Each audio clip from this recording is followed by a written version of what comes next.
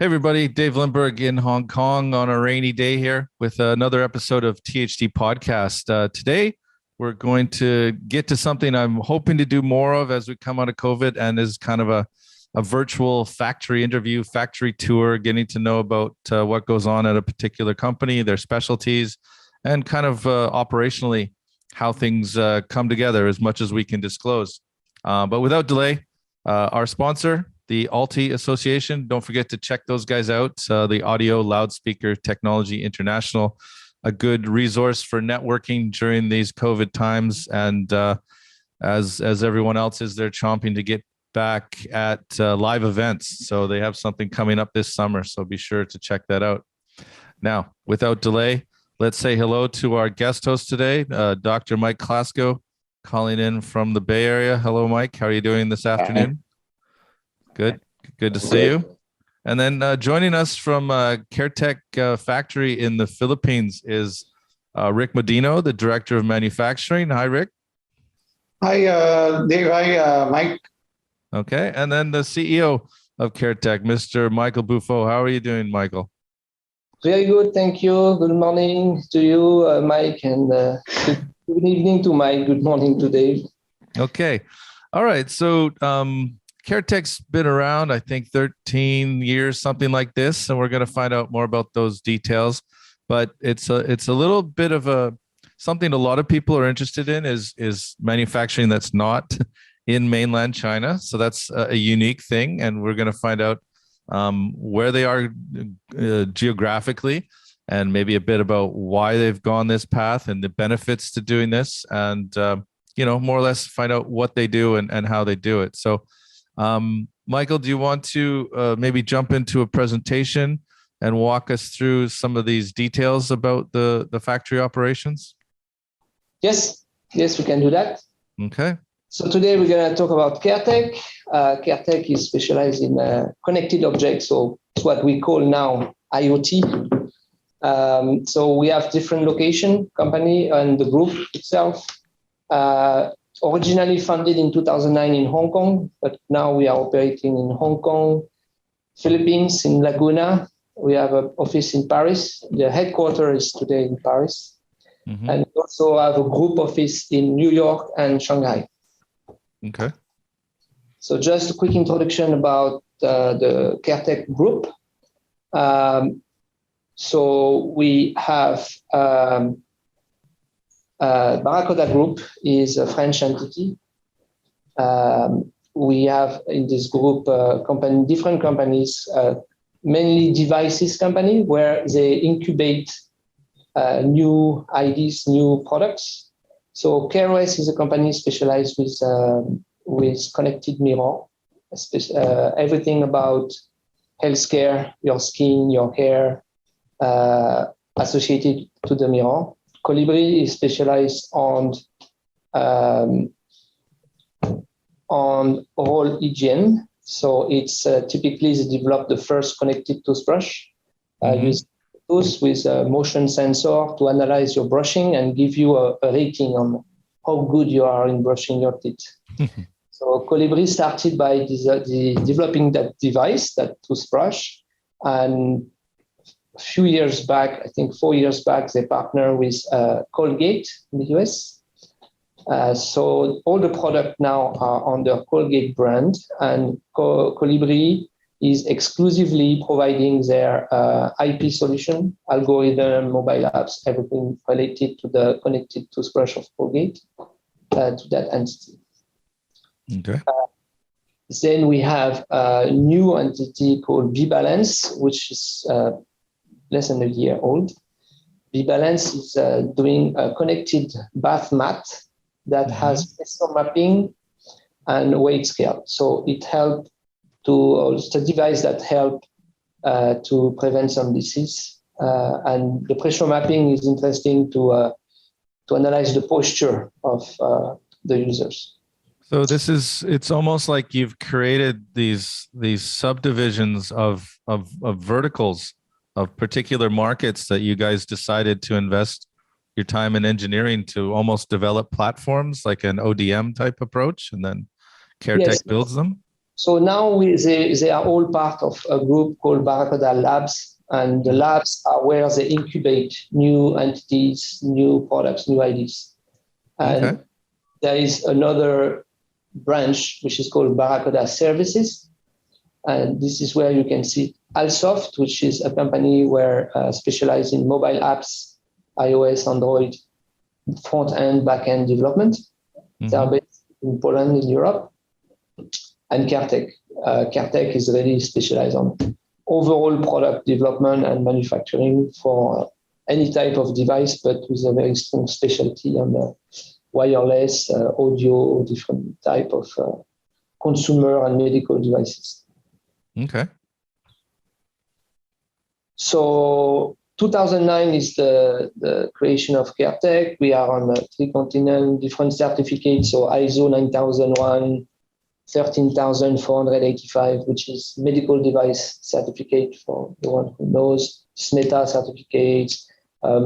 We have also a few rewards. We have, especially, you have the CS, just ended in January. We don't directly get awards there, but 3 of the products we've been working on have been awarded. One was a thermometer, a wireless Bluetooth thermometer that doesn't need any charging. So it's a device that has energy harvesting when you shake it, and then it helps you power the device long enough to take a measurement on your temperature. Okay. Little kinetic motor to collect energy, harvesting? Yes. Okay. And then B-Balance for the pressure mapping, and another of our customer called, where they had a new product called a headphone connected in Bluetooth and Wi-Fi that support storytelling. So it's a magnetic shield you put on the side. You use an NFC. It downloads the story inside the headphone, and then when the kids wants to play the story again, they just take the shield, put it on the headphone, and the headphone will play the story automatically. Okay. So we have between 10 and 20 projects every year where we completely develop the whole product, even if the large majority of our activities is on manufacturing. Okay. So why Caretech? So typically we provide full turnkey service. That's the majority of what we do. That include product design and manufacturing. We provide product design as an additional service to our manufacturing customer. So the key for us is still to do manufacturing, and the design is more like an add-on to better support our customers. Do you find that with your customers, oftentimes the detachment between somebody who's never really worked in operation and production, there's some slight design finesse that needs to be done to make it really work for mass production, and that's where your expertise crosses over? Well, you have 2 ways to look at the product you design. You look at it at a prototype functional way, and that's what the majority of the people are doing. They are looking at it to make it work as a prototype, and they don't focus enough on how this is going to be produced, how much it's going to cost, and what process is going to be used to produce it. So we can see a significant quantity of our customers who have designed a prototype using some design houses or sometimes internally, and believe that with what they have, they are ready to go production.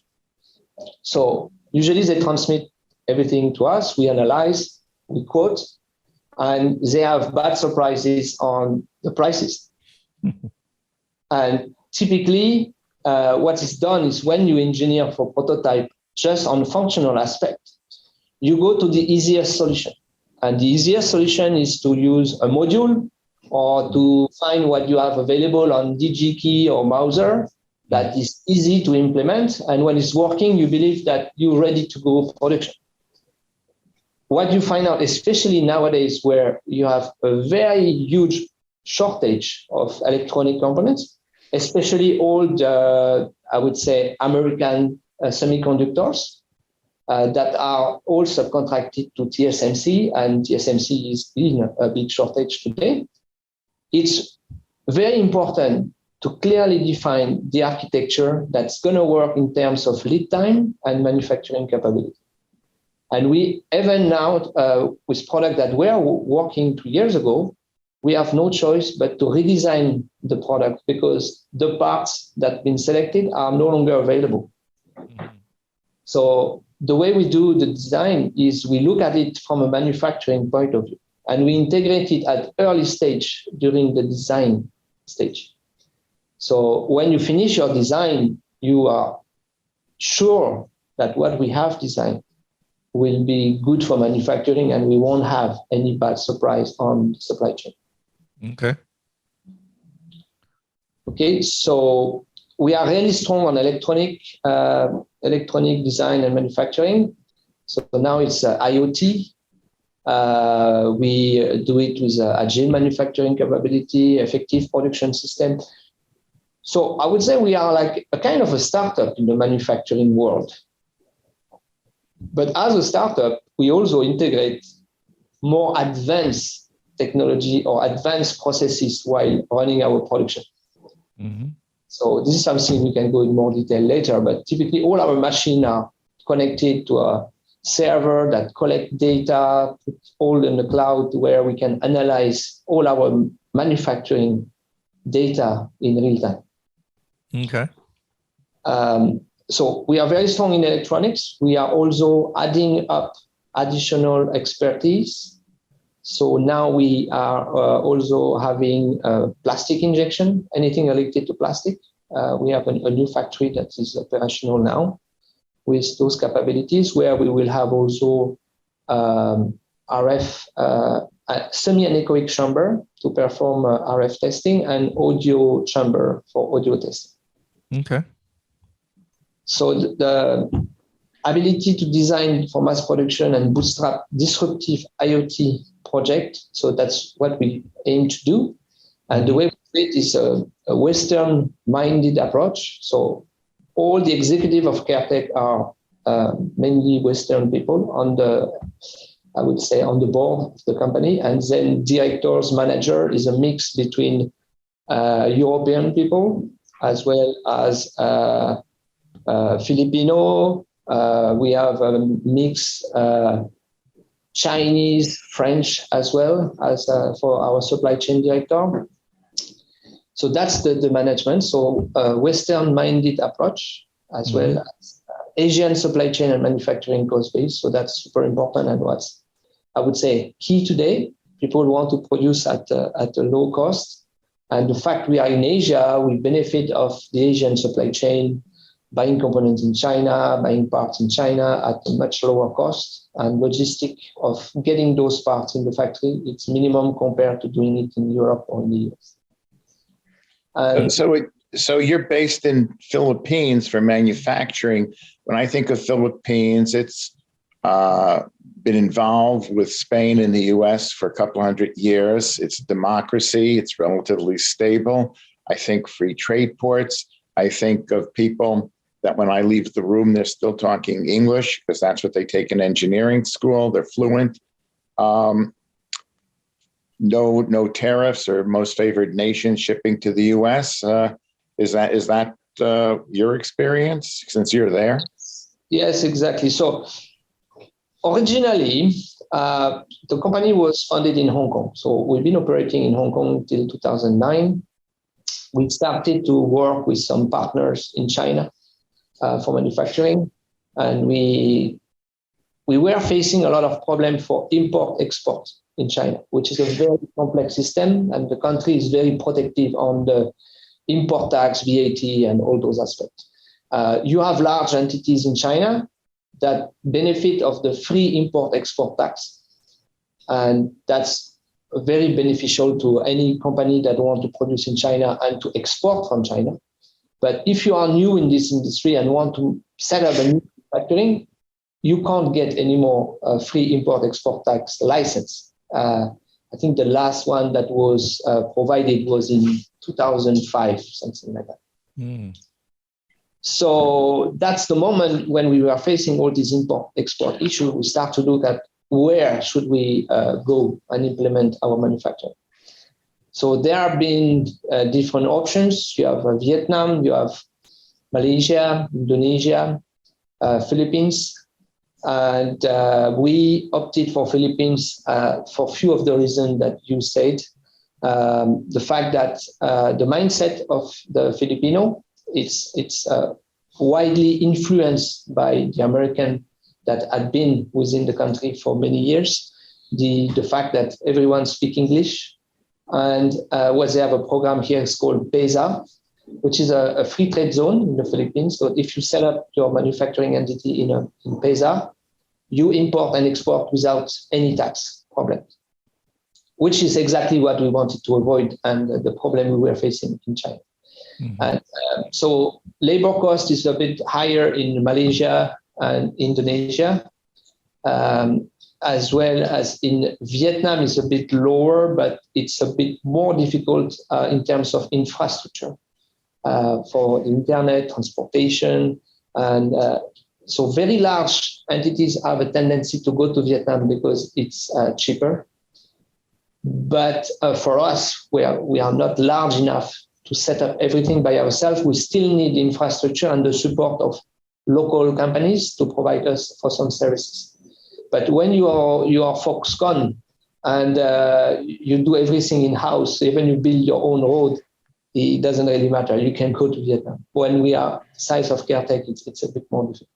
Mm-hmm. Okay. And also, why Japanese inspired design and quality processes is main reason is that 80% of our employees in the Philippines have all worked for Japanese companies before joining Caretek, because a very large majority of the entities operating in the PESA in the Philippines are Japanese companies.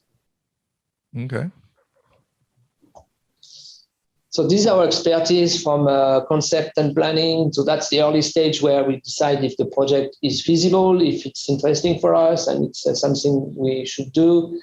Then engineering, so with different phases of design, where you make the design prototype, pre-certification, industrialization, where we have the mold, the tooling that we design, the test tools, regulatory compliance, NPI, so that's a new product introduction that's just transition to mass production, product validations and manufacturing.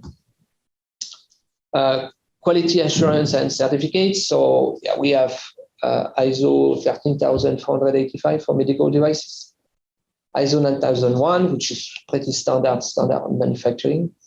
We are also approved SMETA 4 pillar, which is usually a requirement from some large US multinational companies.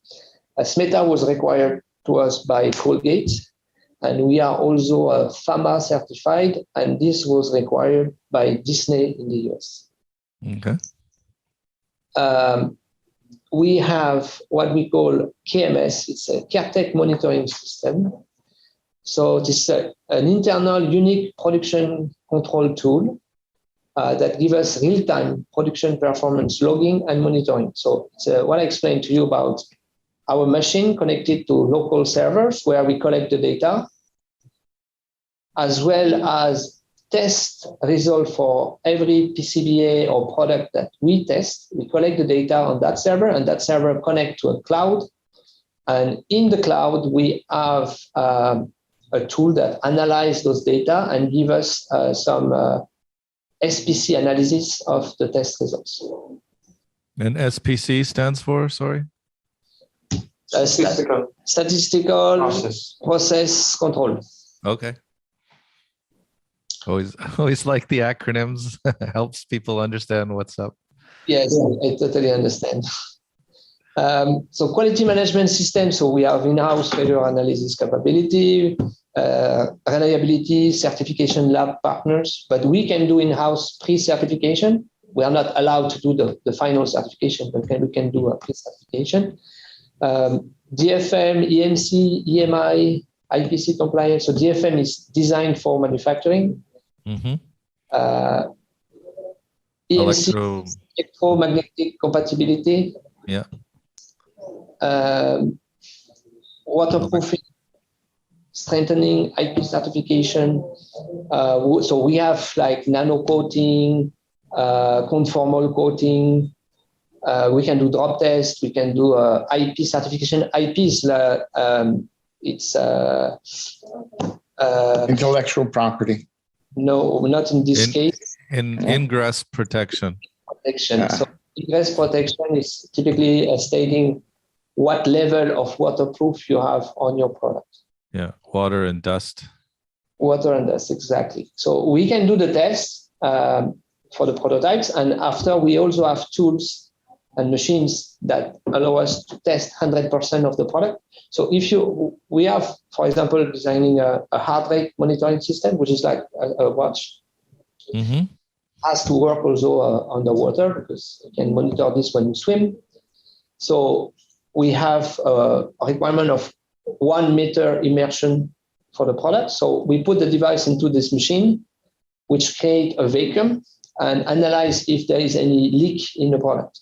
So this is an automated test that takes maybe 15, 20 seconds and tell us if the product passed the 1 meter immersion or not. Mm-hmm. Lab compliance and certification. So that's typically the product certification like FCC or RED for Europe. Comprehensive design, review process, bug tracking solution, risk management. So FMEA, DFMEA, PFMEA, risk analysis, and engineering change notice. So that's very important, and it's something that we implement for all our products we design and we manufacture, even if this is mainly required for medical devices. It's really one of the strong aspects of the medical certification. Okay. So materials, as Mickael said, it's in and out. Just apply Topeza, maybe online, 30 minutes to an hour, and then we can ship out.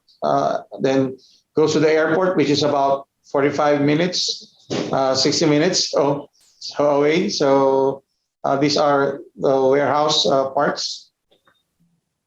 Mm-hmm. From components to finished products. It's the finished goods is on the left. The components are here on the right of the aisle. So we, of course, again, shipment is the same. Components in, relatively easy. Finished goods out is easier. So as Mickael said, taxes are nothing. So it's a PESA zone.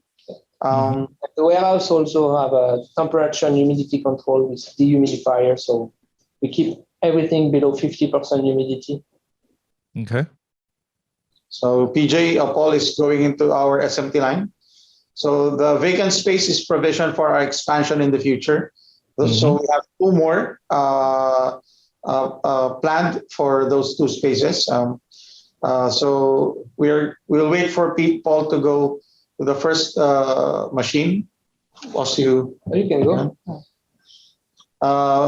Mickael is so on the right. You got the printer, PJ. Show the printer. Yeah, printer. Mm-hmm. This is so that's the loader. So you load your PCB panel there, and it's waiting to put it in the printer. So the printer is the machine that put the solder paste on. So the PCB coming in is squash. Okay. So we are running the heart rate monitor.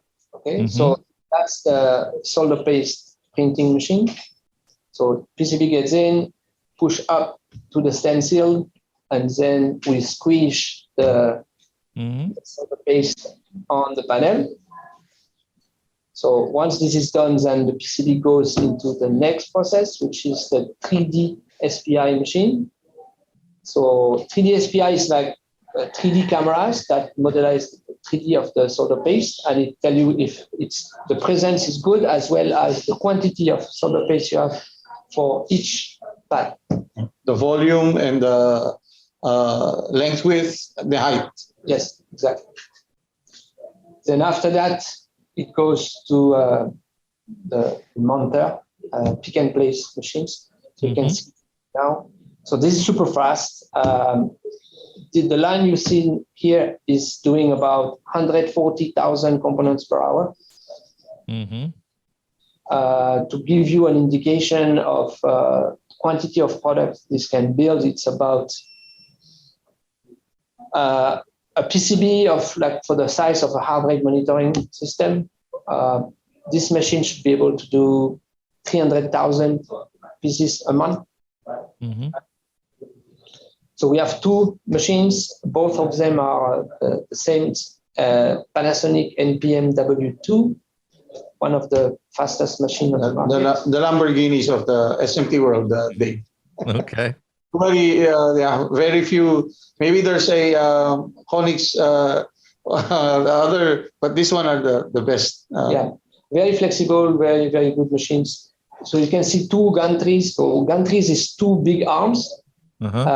The first machine have 16 heads per arm. The second machine has 16 heads and 8 heads per arm. So it's like you do it like 32 components by 32 components every time.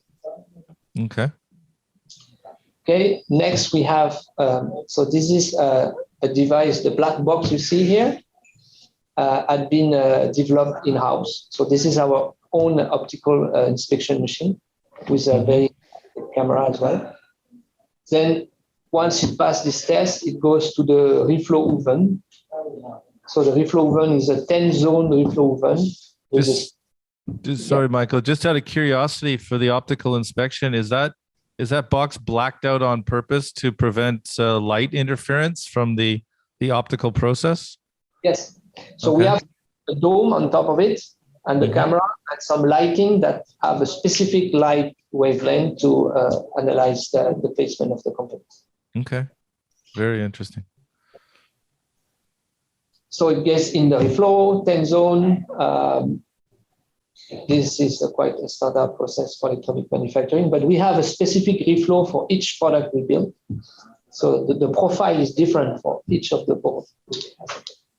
You can go to the end of the reflow. So it goes into another loader. So you have this rack where the panel goes in. So we can load 50 panels in there and it's automatic replacement. And after that, so that's all, I would say, automatic assembly line. Then after that, we have offline processes where we do, so that's an X-ray machine where we check the solderability of components where visually you cannot see the soldering. So typically VGA, QFN package are inspected by X-ray machines. And then we have automatic optical inspection, which is the next machine as well. Yeah, so people watching, just so they understand, so that's like basically looking through the component that's surface mounted to see how the solder is placed between the FR4 green board and the component. So that's what the X-ray is for. Yes, and this one is checking everything: component placement, solder for each of the pin, top marking. So it's analyzed everything. And as you can see, you have the barcode. So everything is automated and all these data are pushed to our cloud. Okay, and then we also, so we have all those machines making the automation, but we also do visual inspection. So you can, after that, we have another process where we have operators looking at the products with microscopes. So the machine can do a great job, but it's not perfect. And we also get the benefit of both machine and human. The operator have the capability to detect something that a machine will not. Okay. So this is typically what they do here. And everything they do, every time they find a defect or anything, it's loaded on that station with the computer. So we know in real time the type of defect that can occur on the product. Okay. And PJ, maybe you can show now the assembly line. Maybe you will pass to the wave solder machine, which is not running today, but we also have this capability. Okay. So what you see in front of you on the left is the wave solder machine. Mm-hmm. And on the left, it's the assembly, the different assembly lines.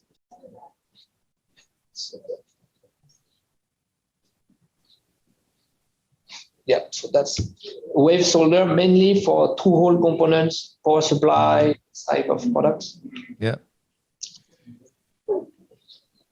Can you show the It's usually like also not just like through hole, but like usually larger components would be wave soldered. Just like, is that kind of a theme on that kind of assembly? Well, on the SMT, we can do pretty large components. We have no limitation on size. Wave solder is usually for through hole.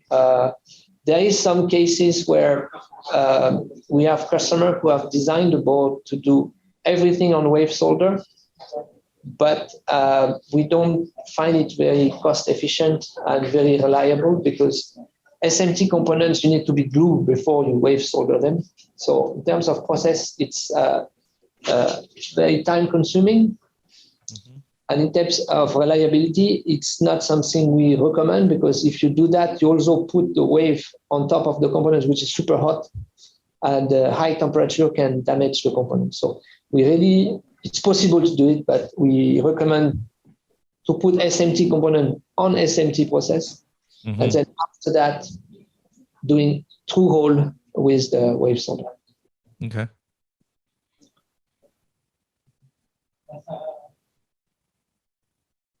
So that's different machine. That's a bath for temperature calibration for the baby thermometer. Mm-hmm. Here you have ultrasonic welding machines, laser marking machines, and then typical assembly line. So each station have like a computer with semi-automated test system. Mm-hmm.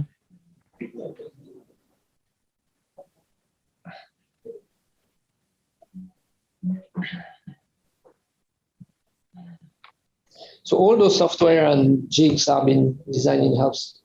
Okay.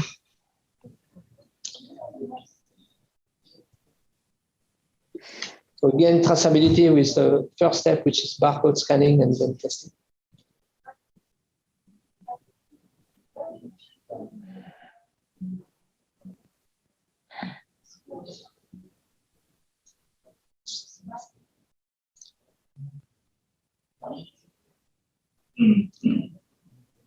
Also manual soldering. So not everything can be done with machines. Mm-hmm. Mm-hmm. So we have these jigs that mask the components and then allow the operator to just solder what's required. So in this case, they are soldering the battery. Actually, those are the most, let's say, trained and expensive manpower in our line because aside from the fact that it's very difficult to learn manual soldering, he or she should also know IPC standards. So they're it's not an easy work as it seems to be. Yeah, and we have really a soldering expert. And typically, when a new operator came in and been recruited, they go through 2 weeks to 1 month of training about how to do a soldering correctly. Okay. When we design product, we try to avoid all those manual operations. If we can do it good, it's not optimum in terms of assembly. So we try to put connectors, having everything easy and fast to assemble. Okay. This is the Vipro, the dental product. Okay. The line converted already from this. Of course, SMT comes first, and then back end. So this is a depaneling station. So you see the PCB comes into panel. We have these barcodes that we track individually. We track the panel during all the SMT process, and then when we, I would say, depanel the PCBs, we put individual tracking on each PCB. So we have a full traceability from the very beginning of the SMT assembly to the end of the finished product. Okay. It's like insurance, Dave. You don't want to. It's for product recall. It's something that you have, but you don't want to use it. So Yeah, I think like the acronym for that is TQM, total quality management. So everything is traceable to find where the fault is, which ultimately helps improve process, which improves product. Yes. So it's also a requirement for medical devices. We need to be able to track back to each component on the product. Mm-hmm. But as we have implemented it for medical devices, instead of having this process for medical devices and another process for consumer product, we implement it for all. And it's easier, it's less confusing for the people working. They know that they have to do it all the time, and that's it. Okay. And do the operators rotate, or are they specialized in one position? They rotate. Well, not all of them can do everything, but right. How many you require? 3, 4? 2 to 3 requirement or special knowledge. But as the boss said, manual soldering is really difficult, Dave. 1 month to training, but we do encourage rotation because it's part of it's boring. It becomes boring work after you do it several months, years. Yeah. That's why I ask about rotating them, because just give them a break every few hours. Oh yes, that's for sure. So they have a lunch break of 1 hour, and they have 2 breaks of 15 minutes. 15 minutes. So typically they work. So we do 2 shifts per day, 2 shifts of 12 hours. Okay. Up to 48 hours. Up to 60 hours a week. We let them work up to 60 hours a week. For 48 hours regular, then allowed 12 hours. Yes. By SMETA and FAMA. So you know that a few years back, that was the issue with Apple manufacturer Foxconn. So we don't go beyond 60 hours a week. Right. To be honest, operators would like to have more, but we don't allow. Okay. Overtime is what they are looking for. Right. All the countries in Asia. Yeah. And then that's it. But we want the operator also to have flexibility, because we can't have operator only specialized in one function. We need to be able to make them do this product today and another product tomorrow. So they need to have 3 to 4 different capabilities: assembly, visual inspection, manual soldering, PCBA testing. So we don't have any operator that can do all, but we require them to have 3 to 4 different, let's say, hat. So it's called cross training. That's the terminology. Okay. All right. Did maybe we take a look in the test lab? Is that or? Yeah. Yes. So the lab with the chamber is in the new factory with the injection machine, so it's not ready yet. Not ready yet. Okay. Show you the room where we design the test equipments. Yeah. So you can see, Dave, all our FDAS equipment, fire detection. PEZA is a government entity. I mean, you've heard about corruption in the Philippines, et cetera, et cetera. But PEZA is more or less no corruption, and the requirements are strict. Age of operators, benefits, fire prevention in buildings. They control everything. So it's a good government agency in the Philippines. I've worked with them for more than 25 years, and I'm proud to say that I never had encountered any corrupt practices with these agents. So you've heard that all over Asia, other countries, but PEZA is a good government agency in the Philippines to work with. Okay. So THD is a test system development. So this is where we design those jigs and the software that's drive the jigs. Mm-hmm.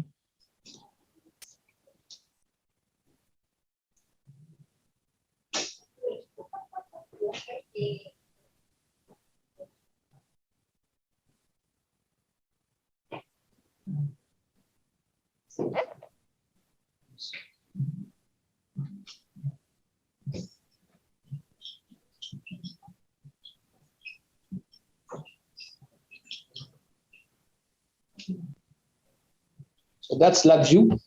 Okay. You've seen it. So it's a different software development than what you used to see with C, C++, or Java. This is mainly graphics with blocks. It's a bit similar to what you can see in MATLAB. Okay. So different specialties on this. We have people specialize in electrical and electronics software with LabVIEW and mechanical design to design the 3D of the jig concept and the drawings of all the jigs that you can see here. Okay. So the Philippines has a lot of engineering graduates, David and Mike. So we are a young population, you know that. So, and then a lot of them take computer science or electronics, electrical engineering. So in this area where we are situated south of Manila, so difficult, but because of the large population of the Philippines, we get engineers and use them in our facility. Okay. So I think I'll stop the tour from PJ now. Okay. Engineering capabilities, so system architecture, in my opinion, this stage of your product design to define the best architecture for what you need. If you make a mistake there, you can run through the whole process, get your product running. If the architecture is incorrect, you will end up with a product that is won't fit your need. Okay. Product design, software development, then project management. We also have our in-house tool to monitor the projects. Mechanical design, 2D, 3D, mockup, DFM. We do also the mold analysis in-house. So we have a mold engineer. So typically when the design of the product is complete, we do the mold design and the DFM in-house. We don't manufacture the mold itself because it's a very, very long and specific process. Well, this is we have partners for that, but the design is done in-house. So that's the reliability and certification in a bit more details. Mm-hmm. Test, drop test, vibration test, aging test. Yeah. So this is what ATE, automated test equipment development. So that's all done in-house as well. So we do the test software, the hardware development of the jig, custom test fixture, tooling development. We are a whole team of engineers specialized in LabVIEW. So LabVIEW is a language mainly used for measurement. So LabVIEW is a language was developed by National Instruments. Mm-hmm. It's becoming a standard now for automated measurement tools. And we have 3 engineers that are LabVIEW certified to develop on that environment.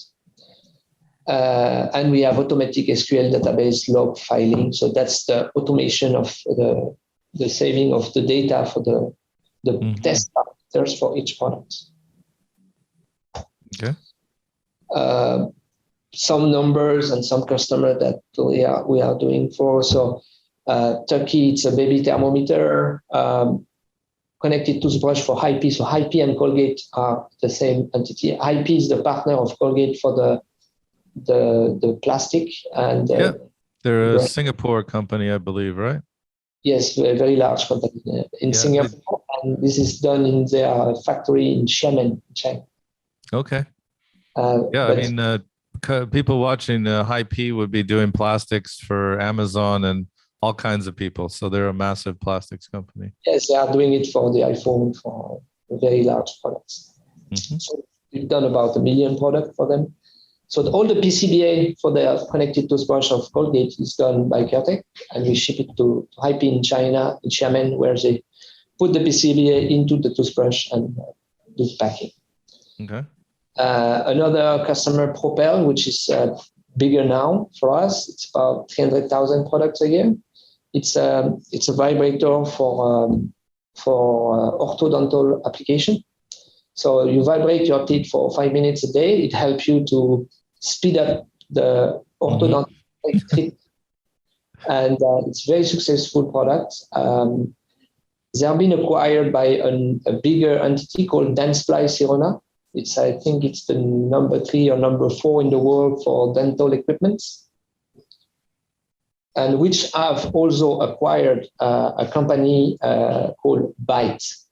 Byte was doing Invisalign to realign your teeth, and it was a very innovative solution that do everything online. You order it, you receive a kit, you do the molding yourself, you ship it back, they make the inline for you, custom made, ship it back to you, and they associate this with the vibrator to speed up the treatment. Mm-hmm.